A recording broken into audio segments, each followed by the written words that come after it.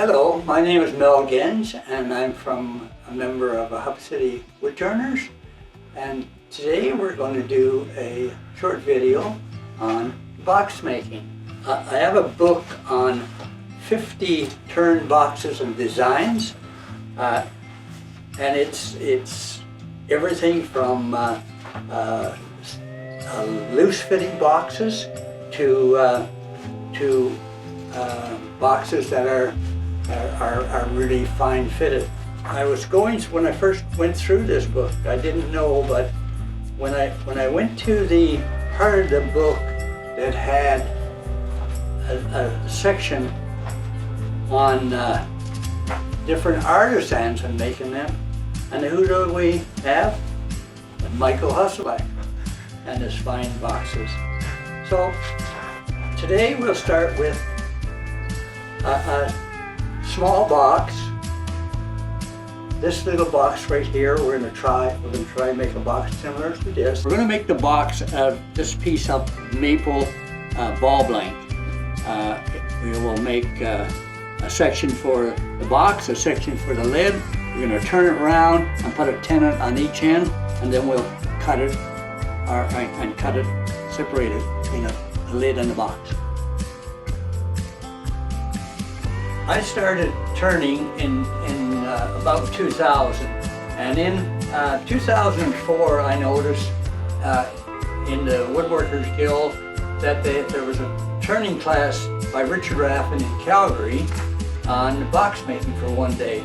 So I decided to go to Calgary and take a box making class, and this is what we turned on in Calgary at Black Forest in October of 2008.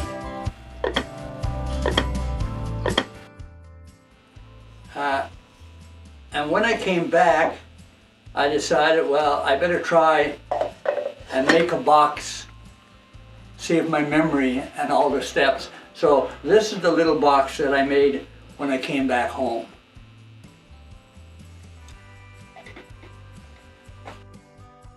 We're going to put this on the lathe and turn it around and put a tenon on each end and then cut it in half, so we got two pieces to work on.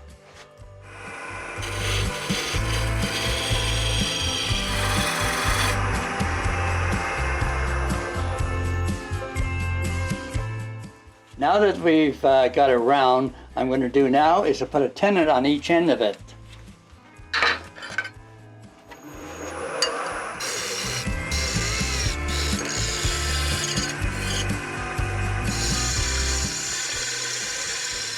Now that we got the tenon on each end of it, the next stage is to cut this piece for the lid and the bottom of the box. So we will roughly 1/3, 2/3 on the box.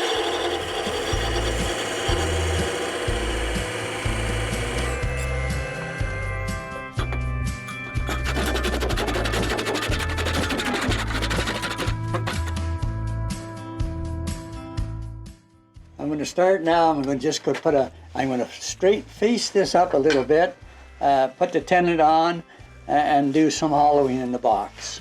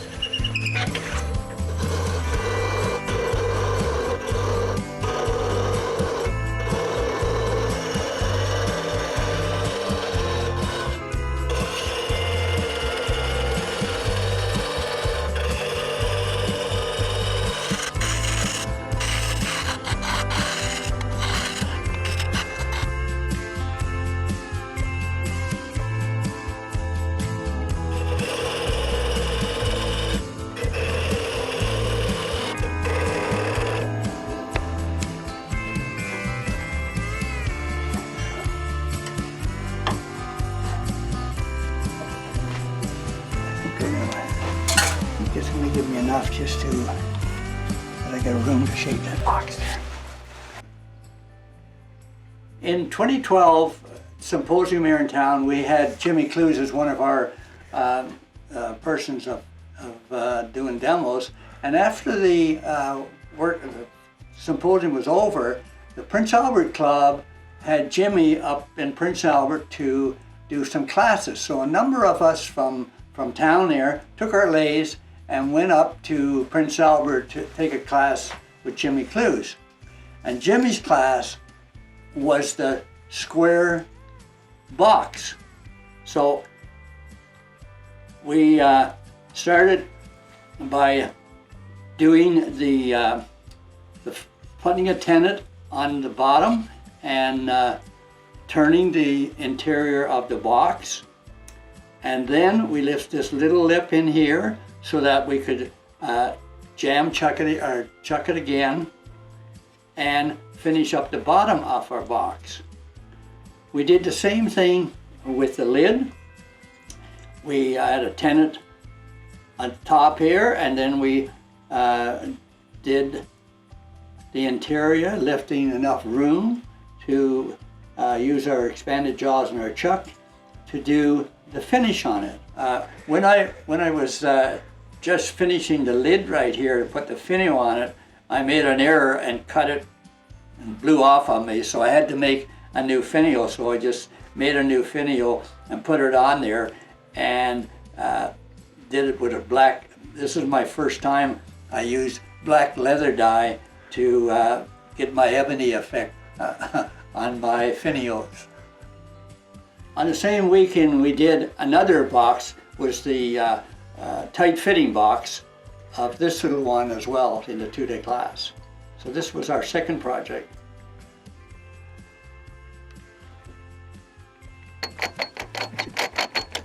We'll do a little shaping on the box before we start on the lid.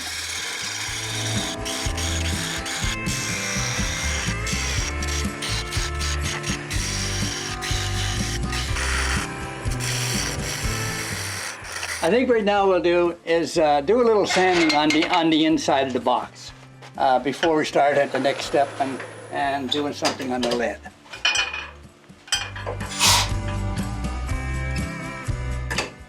If you're making a box for a lady friend, the best box to make, from what our instructor said, is a loose fitting box, because they want to be able to get into the box and see what's in there, or be able to get it, take their items out of it.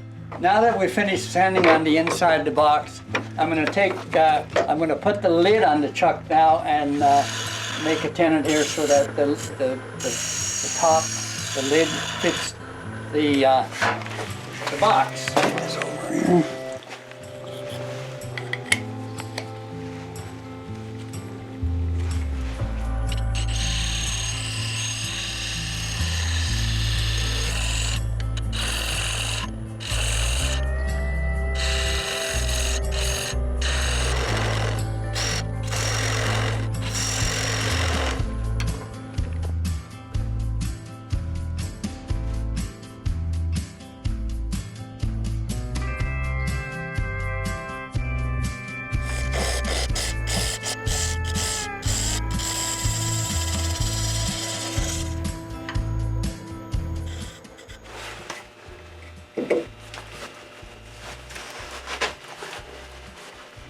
Get it in there a little deeper, I think we'll be okay.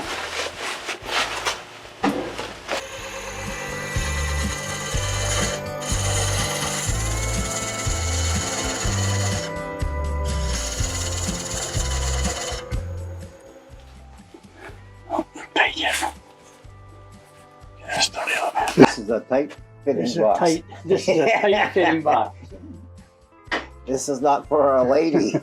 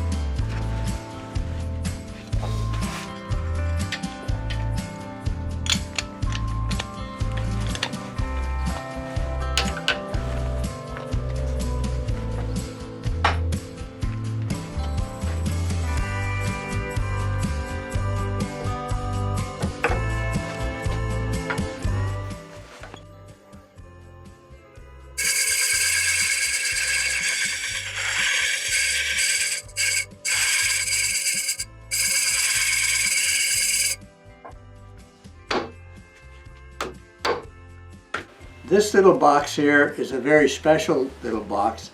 This was made by Elio Menace, and he made this on his Rose engine. He gave it to me, so it's in my little box collection. It's a pretty little box, and you notice the detail work on it.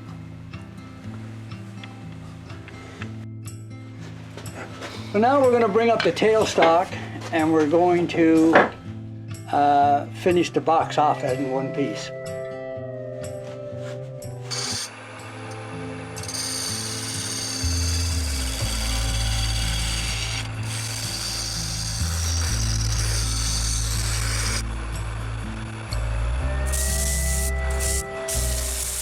Now we're going to do the final shaping of the box, put probably a little more in here, and finish off the lid.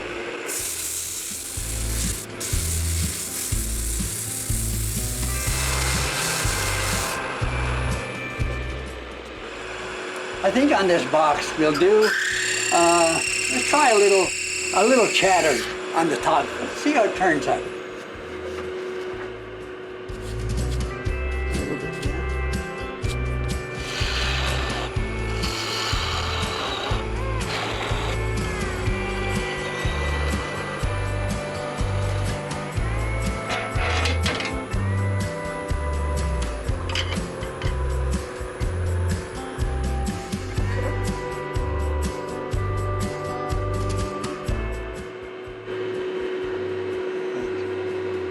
We'll just cut this off there and finish it off, sand it a little bit.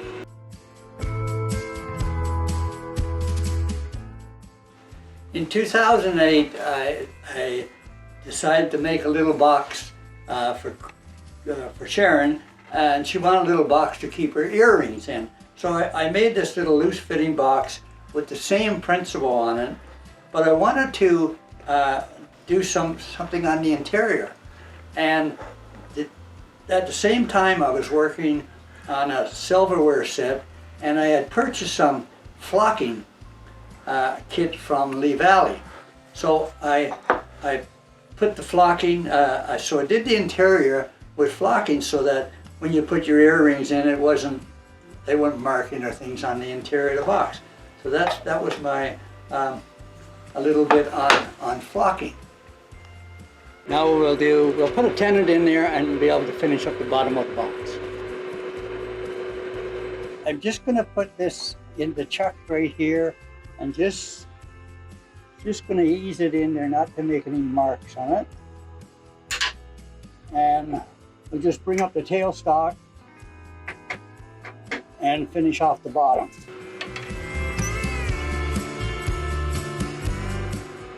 I think that's going to work.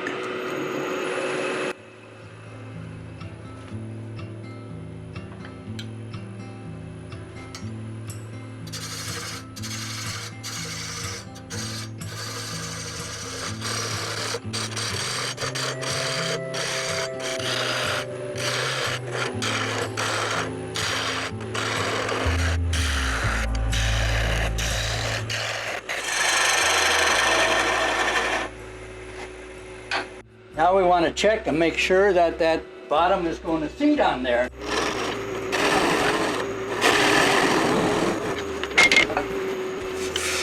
Do a little sanding, sand that up now to 220, and we should have a little little box.